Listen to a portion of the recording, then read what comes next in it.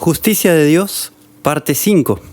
En esta ocasión vamos a estudiar acerca de el arrebato y las dos resurrecciones que menciona la Biblia. Entre muchos cristianos existe una confusión en cuanto al arrebato de la iglesia y las resurrecciones mencionadas en la Biblia.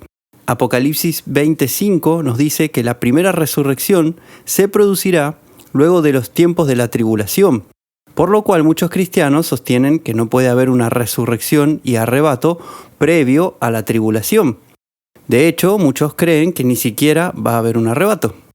Vamos a intentar ver diferentes detalles que nos dan las Escrituras para entender bien cuáles serán los sucesos futuros y cuál es su orden y de dónde surge toda esta confusión con respecto al arrebato y con respecto a las resurrecciones que menciona la Biblia.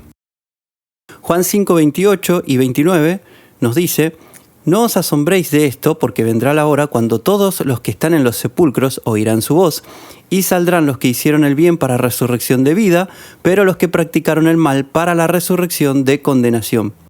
Estas palabras son palabras de Jesús, y acá Jesús menciona dos resurrecciones, una que es de vida y otra que es de condenación. Hechos 24:15: «Tengo esperanza en Dios, la cual ellos mismos también abrigan, de que ha de haber resurrección de los justos y de los injustos». Este otro versículo nos habla de resurrección de justos y de injustos. En Lucas 14:13 y 14 leemos: «Pero cuando hagas banquete, llama a los pobres, a los mancos, a los cojos y a los ciegos, y serás bienaventurado, porque ellos no te pueden retribuir, pero te será recompensado en la resurrección de los justos». Entonces Jesús acá también habla de una resurrección de justos en donde van a ser recompensadas las personas por sus buenas obras. Salmos 1:5 nos dice: «Por tanto no se levantarán los impíos en el juicio, ni los pecadores en la congregación de los justos». David acá nos dice que los impíos y pecadores no van a levantarse en el juicio y congregación de los justos. La palabra levantar es figura de resurrección y está hablando de lo mismo que habló Jesús, de una resurrección y de un juicio para justos y de otro para pecadores. Entonces estamos viendo que hay dos resurrecciones, una para justos, otra para injustos. Estas dos resurrecciones van a tener lugar luego del periodo de la tribulación mencionado en Apocalipsis, luego de que Jesús venga a la tierra y la conquiste. Esto lo podemos ver en Apocalipsis, capítulos 16 al 19. Y en el capítulo 20 de Apocalipsis, en el 21 leemos: «Vi un ángel que descendía del cielo y que tenía en su mano la llave del abismo y una gran cadena. Él prendió al dragón, aquella serpiente antigua, quien es el diablo y Satanás, y le ató por 1000 años. Lo arrojó al abismo y lo cerró, y lo selló sobre él para que no engañase más a las naciones, hasta que se cumpliesen los 1000 años. Después de esto, es necesario que sea desatado por un poco de tiempo. Y vi tronos, y se sentaron sobre ellos, y se les concedió hacer juicio.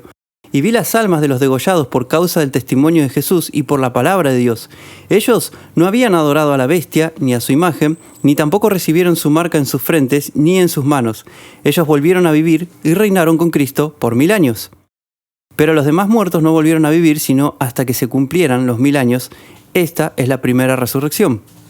Entonces podemos ver que esta primera resurrección, de la cual habló Jesús y que también habló David, se produce después del tiempo de tribulación relatado en Apocalipsis y antes de que comience el reino milenario, que es el tiempo en que Jesús va a reinar sobre la tierra durante 1000 años.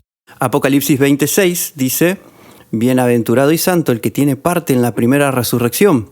Sobre estos la segunda muerte no tiene ningún poder, sino que serán sacerdotes de Dios y de Cristo y reinarán con él por los 1000 años». Entonces vemos que esos que sean resucitados en la primera resurrección van a reinar con Jesús durante los 1000 años de su gobierno en la tierra y van a tener vida perpetua. Apocalipsis 27 dice: «Cuando se cumplan los 1000 años, Satanás será soltado de su prisión y saldrá para engañar a las naciones que están sobre los 4 puntos cardinales de la tierra, a Gog y a Magog, a fin de congregarlos para la batalla. El número de ellos es como la arena del mar. Y subieron sobre lo ancho de la tierra, y rodearon el campamento de los santos y la ciudad amada, y descendió fuego del cielo y los devoró. Y el diablo que los engañaba fue lanzado al lago de fuego y azufre, donde también están la bestia y el falso profeta, y serán atormentados día y noche por los siglos de los siglos. Vi un gran trono blanco y al que estaba sentado sobre él, de cuya presencia huyeron la tierra y el cielo, y ningún lugar fue hallado para ellos. Vi también a los muertos, grandes y pequeños, que estaban de pie delante del trono, y los libros fueron abiertos, y otro libro fue abierto, que es el libro de la vida. Y los muertos fueron juzgados a base de las cosas escritas en los libros, de acuerdo a sus obras. Y el mar entregó a los muertos que estaban en él, y la muerte y el Hades entregaron los muertos que estaban en ellos, y fueron juzgados cada uno según sus obras. Y la muerte y el Hades fueron lanzados al lago de fuego. Esta es la muerte segunda, el lago de fuego. Acá se relata la segunda resurrección, en donde vemos que todos son juzgados según sus obras, y muchos de ellos van a ser lanzados al lago de fuego, que es la muerte segunda. Esta segunda muerte es la muerte definitiva, la aniquilación completa. La Biblia llama a esta segunda resurrección la resurrección de los injustos. ¿Por qué? Porque acá van a ser resucitados todos los impíos y pecadores de todos los tiempos. También van a haber personas que van a poder entrar en el reino final, pero en este caso va a ser la minoría. La mayoría de estas personas van a ser injustas y van a ser condenadas al lago de fuego. Por eso es que a la primera resurrección, donde la mayoría que resucita son justos, se le llama resurrección de los justos, y a esta segunda resurrección, donde la mayoría son injustos, se le llama resurrección de los injustos, aunque sí va a haber personas que entren en el reino. A la primera resurrección Jesús también la llama la resurrección del día final, en Juan 6:39, donde él dice: «Y esta es la voluntad del que me envió, que yo no pierda nada de todo lo que me ha dado, sino que lo resucite en el día final. Esta es la voluntad de mi Padre, que todo aquel que mira al Hijo y cree en Él tenga vida eterna». Acá debería ser traducido vida de la era. «Y que yo le resucite en el día final». Y el versículo 44 dice: «Nadie puede venir a mí a menos que el Padre que me envió lo traiga, y yo lo resucitaré en el día final». Así que esta resurrección del día final es no el final final de todo, sino el final justo antes del reino milenario, que es donde van a ser resucitados los justos. Marta creyó estas palabras de Jesús, y cuando Lázaro murió, Jesús le había dicho a Marta que él iba a resucitar, y Marta, pensando que él hablaba de la resurrección futura, le contestó en Juan 11:24: «Yo sé que resucitará en la resurrección en el día final». Entonces parece claro que Jesús llama al día final, a ese tiempo final de la era de gobierno del ser humano, justo al final de la tribulación, que es que Jesús va a resucitar a todos los justos, pero el resto va a ser resucitado al final del reino milenario. Así que no hay que confundir este día final con el final total del plan de Dios, sino el final de este reino humano presente, que va a ser el comienzo del reino de Jesús sobre la tierra. Puesto que la Biblia nos menciona dos resurrecciones, siendo la primera luego de la tribulación, esto pone en duda la doctrina del arrebato previo a la tribulación. No obstante, el apóstol Pablo nos muestra claramente que habrá una reunión de creyentes con el Señor previo a la tribulación.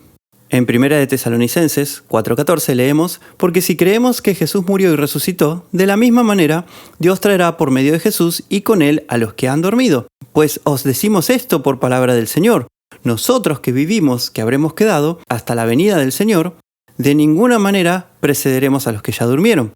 Porque el Señor mismo descenderá del cielo con aclamación, con voz de arcángel y con trompeta de Dios, y los muertos en Cristo resucitarán primero. Luego nosotros, los que vivimos y habremos quedado, seremos arrebatados juntamente con ellos en las nubes para el encuentro con el Señor en el aire, y así estaremos siempre con el Señor. Por tanto, alentaos los unos a los otros con estas palabras». Notemos que el apóstol Pablo habla acá de nosotros que vivimos y dice que no precederemos a los que durmieron. Eso significa que habrá creyentes vivos que se reunirán con Jesús en el cielo, pero que estos no van a preceder, o sea, a ir antes de los que durmieron. O sea que va a haber un grupo de creyentes muertos que van a resucitar antes que los arrebatados. Estos muertos en Cristo se refiere a aquellos que han muerto habiendo creído en Cristo como Señor. Son gente que creyó en Cristo como Señor y después falleció. Estos muertos son los que primero serán resucitados y arrebatados, y luego los creyentes que aún estén vivos van a ser transformados en inmortales y reunidos con Jesús en el cielo. El problema que se genera acá es que se habla de una resurrección, pero de ser así, esta sería una resurrección previa a lo que habíamos visto que era la primera resurrección de Apocalipsis. Y entonces esto es lo que causa confusión. Claramente, la primera resurrección no es verdaderamente la primera, porque el primero en resucitar para vida perpetua fue Jesús mismo. Así que técnicamente la primera resurrección de todas fue la de Jesús mismo. Entonces, ¿cómo interpretamos todo este lío? Es preciso comprender que Apocalipsis trata específicamente con gente de Israel y promesas que Dios les hizo y aún les queda por cumplir con Israel. Romanos 11:25 nos dice: Hermanos, para que no seáis sabios en vuestro propio parecer, no quiero que ignoréis este misterio, que ha acontecido a Israel endurecimiento en parte hasta que haya entrado a la plenitud de los gentiles. Y así todo Israel será salvo. Como está escrito, vendrá de Sión el libertador, quitará de Jacob la impiedad. Pablo acá nos dice que hay un endurecimiento en parte en el pueblo de Israel, o sea, como conjunto, y que esto sucederá hasta que haya entrado la plenitud de los gentiles. Esto quiere decir que hay una cantidad de gentiles, o sea, de gente no israelita, que tiene que entrar en el reino y luego va a venir el tiempo en que Israel, como conjunto, como pueblo, va a creer en Dios y en Jesús como Señor. De esto es lo que trata Apocalipsis. Apocalipsis 2:9 dice: Yo conozco tu tribulación y tu pobreza, aunque eres rico, y la blasfemia de los que dicen ser judíos y no lo son, más bien son sinagoga de Satanás. Noten que habla de aquellos que dicen ser judíos y no lo son. ¿Y dónde está el cuerpo de Cristo acá? ¿Dónde está la iglesia de Dios? ¿Dónde están los cristianos? ¿Por qué habla de judíos y no de hijos de Dios, o de cristianos, o de iglesia de Dios? Es claro que Apocalipsis no está dirigido a cristianos tal como los conocemos ahora. Es una carta para gente del futuro con condiciones diferentes a las nuestras hoy. Apocalipsis 7:4 dice: Oí el número de los sellados, 144.000 sellados de todas las tribus de los hijos de Israel. Sellados de la tribu de Judá, 12.000, de la tribu de Rubén, 12.000, de la tribu de Gad, 12.000, de la tribu de Aser, 12.000, de la tribu de Neftalín, 12.000. Y así va nombrando las distintas tribus de Israel. Noten que habla de 144.000 sellados de las tribus de Israel. No habla de cristianos, no habla de gente de otros pueblos, sino que habla de Israel. Así que el libro de Apocalipsis tiene el cumplimiento de promesas hechas a Israel, y entre esas promesas ellos esperaban las dos resurrecciones, la de justos y la de injustos. Por eso la resurrección del fin de la tribulación es llamada la primera resurrección, no tomando en cuenta la resurrección de Jesús, ni tomando en cuenta la resurrección y transformación de los que creímos en Jesús como Señor y vamos a ser arrebatados. Efesios 3:4 nos dice: Por tanto, leyéndolo, podréis entender cuál es mi comprensión en el misterio de Cristo. Esto dice el apóstol Pablo. En otras generaciones no se dio a conocer este misterio a los hijos de los hombres, como ha sido revelado ahora a sus santos apóstoles y profetas por el Espíritu. El apóstol Pablo acá nos dice que Dios le dio a conocer un misterio que en otras generaciones no había sido revelado.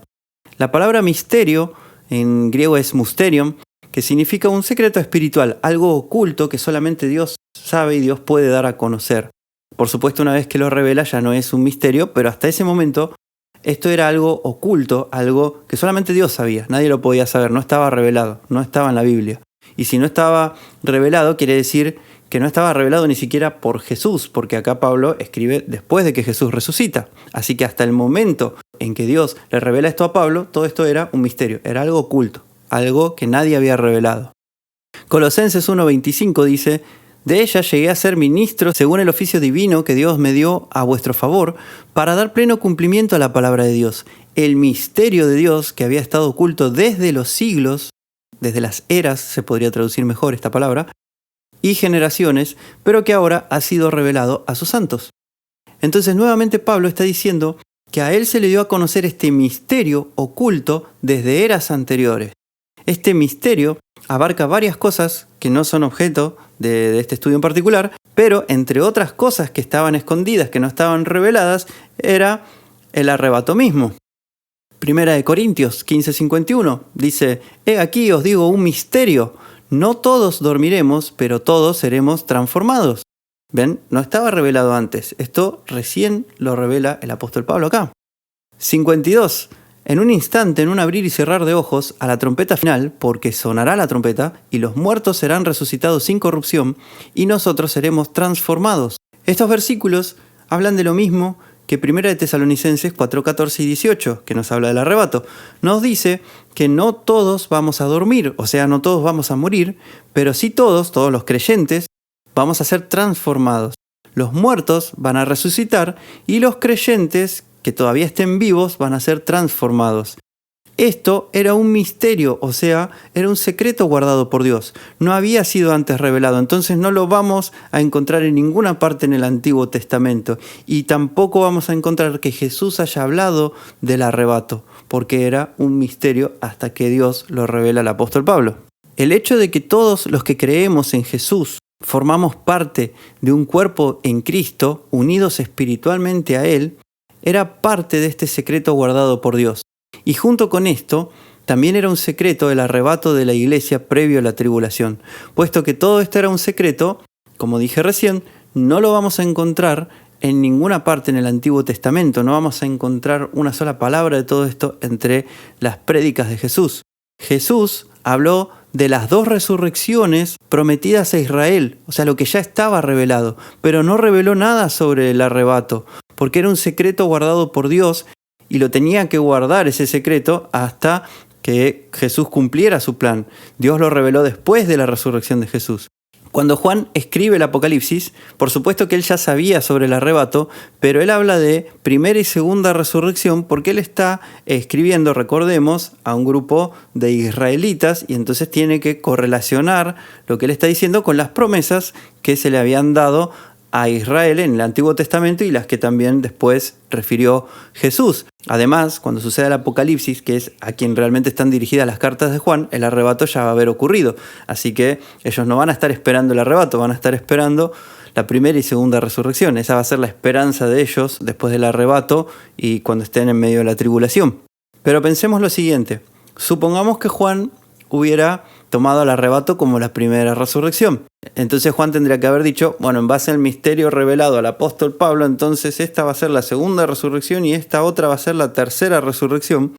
Por supuesto hubiera sido muchísimo más confuso, porque ya todos entendían que la primera y segunda resurrección eran las 2 resurrecciones que mencionaba Jesús, las 2 resurrecciones que se mencionaban en el Antiguo Testamento. Entonces ya en el entendimiento popular, las 2 resurrecciones eran esas 2 resurrecciones y el arrebato, si bien hay una resurrección en el arrebato, era considerado como fuera de ese grupo de 2 resurrecciones.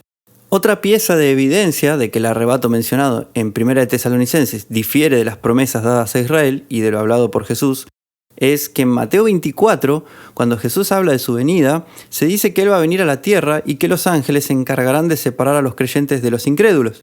En otro estudio lo vamos a ver más en detalle todo esto, todo el capítulo 24 y 25 de Mateo, pero es importante entender que Mateo 24 y 25 no hablan sobre el arrebato. Jesús no está revelando nada sobre el arrebato, sino que está hablando de esas resurrecciones del futuro.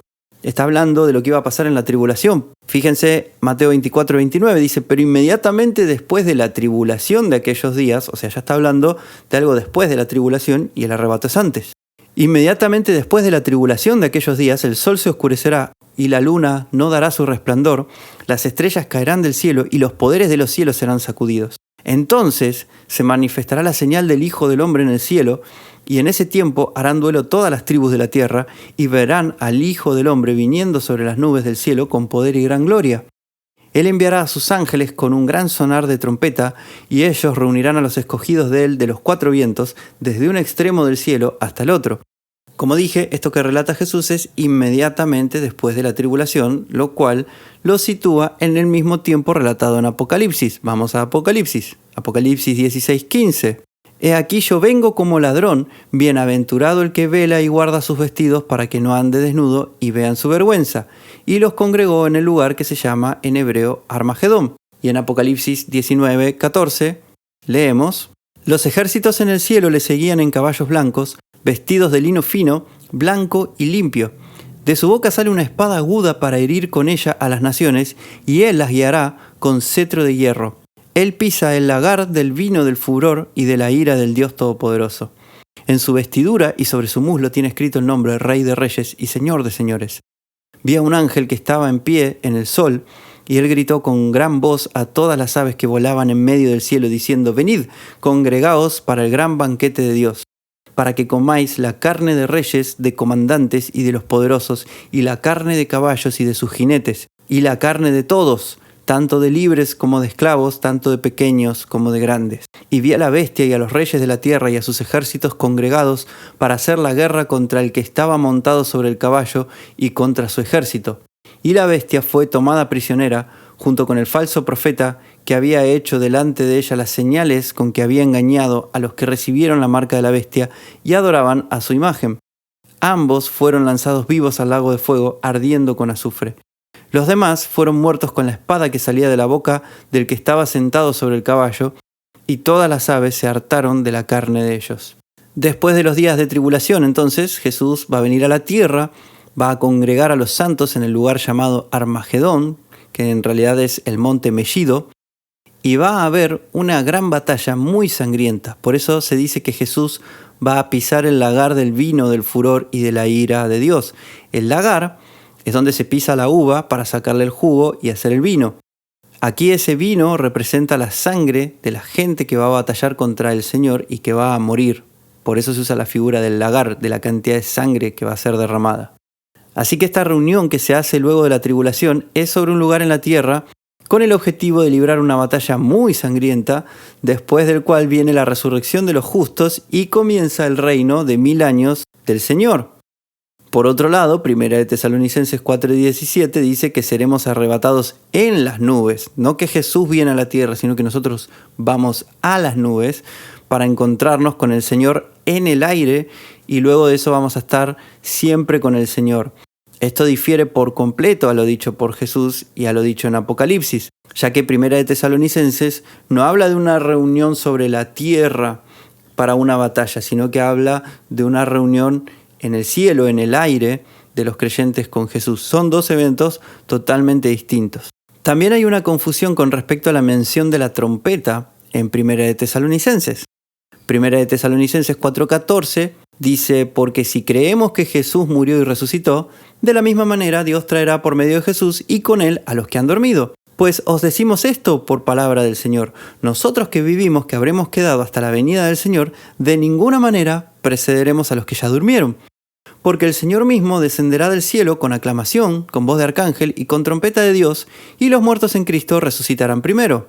Luego nosotros, los que vivimos y habremos quedado, seremos arrebatados juntamente con ellos en las nubes para el encuentro con el Señor en el aire, y así estaremos siempre con el Señor. Por tanto, alentaos los unos a los otros con estas palabras. La palabra traducida trompeta en griego es salpix.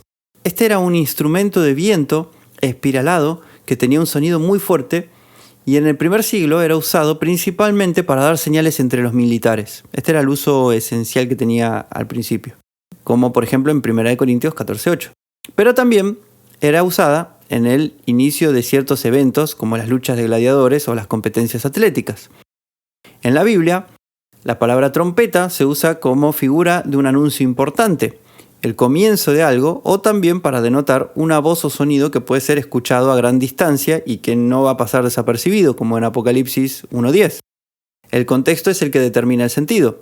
Mateo 24:31 nos dice que cuando Jesús se manifieste en la tierra, o sea, cuando venga a batallar y ejercer su reinado, va a enviar a sus ángeles con un gran sonar de trompeta. Claramente esto indica el anuncio de un evento importante, va a ser algo que no va a pasar desapercibido. Apocalipsis 8:2 nos habla de 7 ángeles con 7 trompetas y estos ángeles van tocando cada uno su trompeta y van iniciando diferentes eventos en la tierra. Es evidente que cada trompeta simboliza el inicio de un gran evento. Puesto que Mateo 24 tiene relación con los eventos mencionados en Apocalipsis, bien podríamos pensar que la trompeta que menciona Jesús en Mateo 24 se corresponde con la trompeta final tocada por el séptimo ángel. Apocalipsis 11:15 dice, el séptimo ángel tocó la trompeta y en el cielo se oyeron grandes voces que decían, el reino del mundo ha venido a ser de nuestro Señor y de su Cristo, Él reinará por los siglos de los siglos. Pero la pregunta ¿es esta trompeta de Apocalipsis la misma que de 1 de Tesalonicenses 4? Algunos argumentan que es la misma trompeta y que entonces Tesalonicenses está hablando de aquel evento y que no hay ningún arrebato, cosa que no tiene mucho sentido por lo que ya vimos que los eventos son totalmente distintos, pero vamos a ver qué pasa con esto de la trompeta. Primera de Tesalonicenses 4:16 al 18 dice: porque el Señor mismo descenderá del cielo con aclamación, con voz de arcángel y con trompeta de Dios, y los muertos en Cristo resucitarán primero. Notemos que acá Pablo no dice que va a haber un ángel tocando la trompeta, sino que dice que en el arrebato el Señor mismo vendrá con voz de arcángel y trompeta de Dios. Ahí ya tenemos una diferencia, porque no es un ángel tocando la trompeta, es Jesús que viene con trompeta. Por supuesto, no es que viene con una trompeta literal, sino que, como vimos, la trompeta es simbólico del comienzo de un gran evento, algo que no va a pasar desapercibido para la humanidad. También 1 Corintios 15 nos habla de la trompeta final. 1 Corintios 15:51 dice: he aquí os digo un misterio, no todos dormiremos, pero todos seremos transformados en un instante, en un abrir y cerrar de ojos, a la trompeta final, porque sonará la trompeta, y los muertos serán resucitados sin corrupción, y nosotros seremos transformados. Entonces, al decir la trompeta final, muchos piensan que está hablando de la misma trompeta del séptimo ángel en Apocalipsis. Pero en realidad, acá no se dice quién toca esa trompeta, solo dice que va a sonar una trompeta. Pero Pablo, recordemos que está hablando de un misterio, así que no puede estar hablando de la primera resurrección, porque esta no era un misterio, ya estaba revelada por los profetas y ya la había revelado Jesús también. Por otro lado, está diciendo que no todos dormiremos, o sea, que no todos vamos a morir, sino que cuando venga Jesús, los que estemos aún vivos vamos a ser transformados en inmortales. Así que parece bastante claro que 1 Corintios 15:51 y 1 Tesalonicenses están hablando lo mismo, pero que es diferente del evento del cual habla Mateo 24 y del cual habla Apocalipsis. Pero ¿por qué 1 Corintios nos habla de una trompeta final? Si bien no lo dice explícitamente, sabemos que el arrebato va a marcar el final de la era presente del cuerpo de Cristo para dar comienzo a la era de la tribulación. Va a haber un cambio total en la tierra. Así que tiene mucho sentido hablar de una trompeta final. Es una trompeta que marca el final de una era y el comienzo de otra.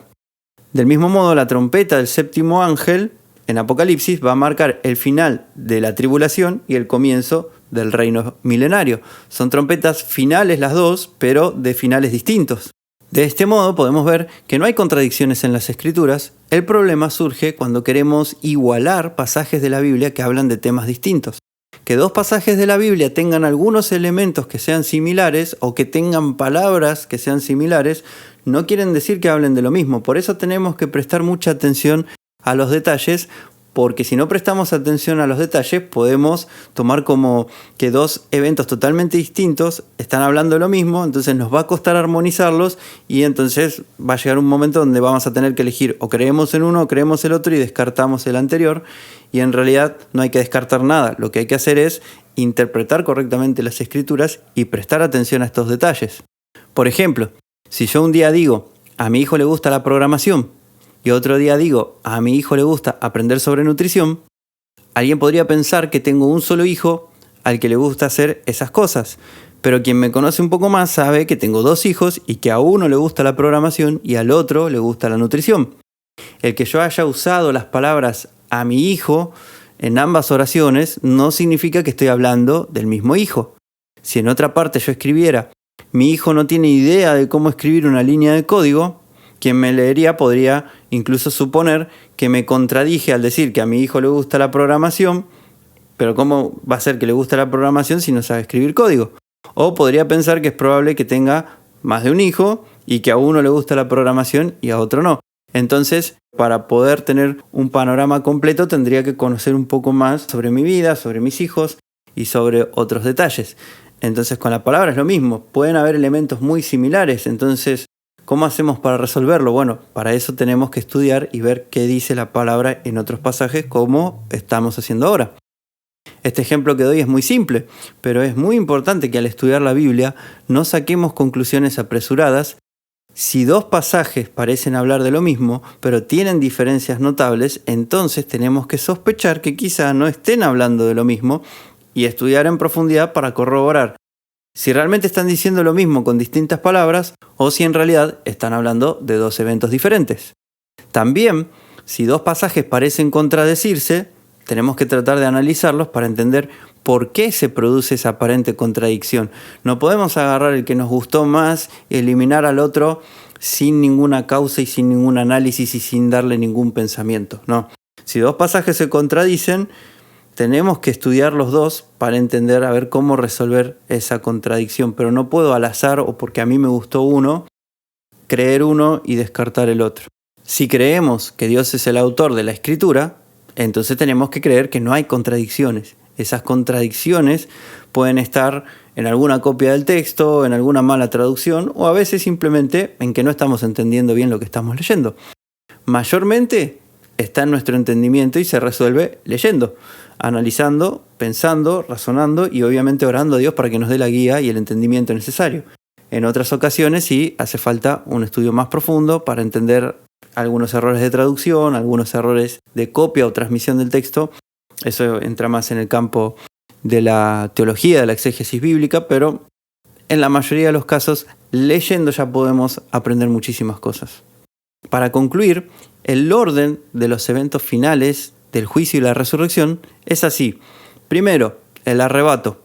La iglesia de Dios, que está formada por los que hemos aceptado a Jesús como Señor, va a ser arrebatada, o sea, llevada súbitamente al aire y nos vamos a reunir con Jesús en el cielo. Este arrebato consta de dos partes. Primero, los creyentes que han muerto van a ser resucitados y luego los que aún estemos vivos vamos a ser transformados en inmortales. Segundo evento, la tribulación.